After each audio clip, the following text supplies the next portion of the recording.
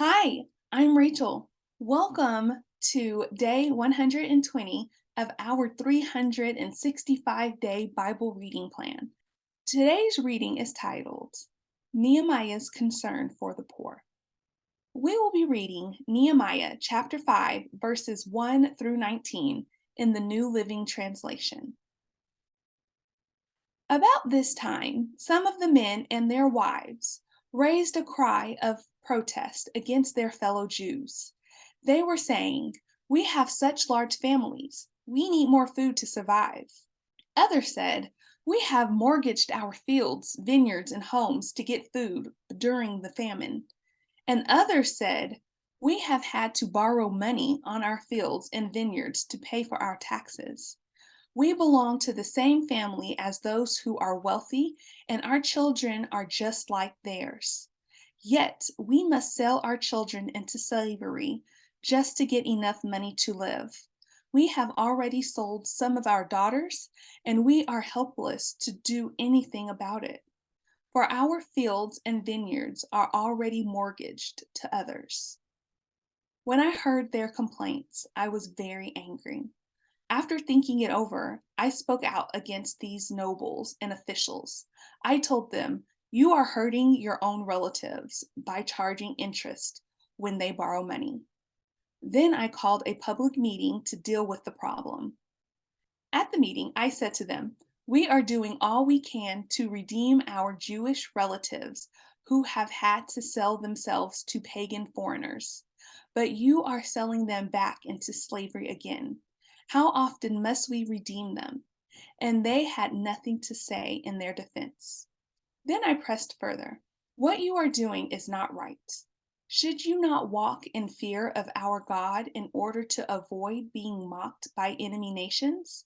I myself, as well as my brothers and my workers, have been lending the people money and grain. But now let us stop this business of charging interest. You must restore their fields, vineyards, olive groves, and homes to them this very day, and repay the interest you charged when you lent them money, grain, new wine, and olive oil."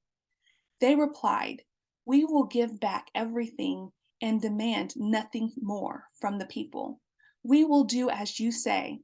Then I called the priests and made the nobles and officials swear to do what they had promised.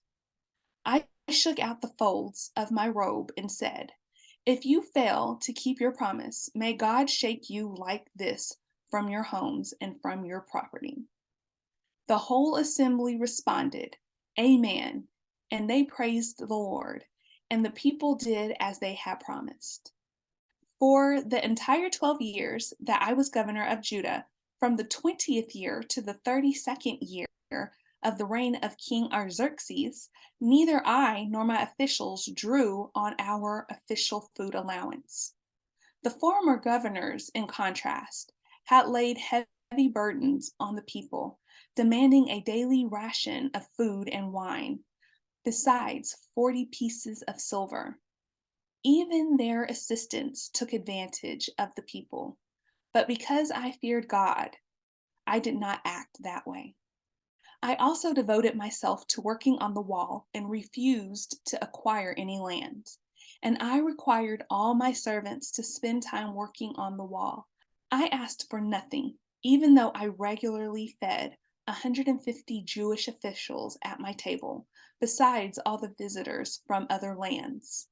The provisions I paid for each day included 1 ox, 6 choice sheep or goats, and a large number of poultry.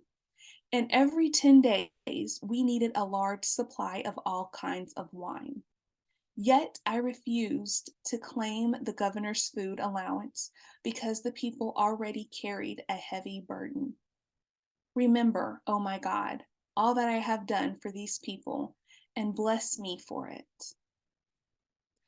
Thank you for joining us for today's reading. And remember, everyone has an invitation to sit at Jesus' table. We hope you'll find your story and purpose in God's story.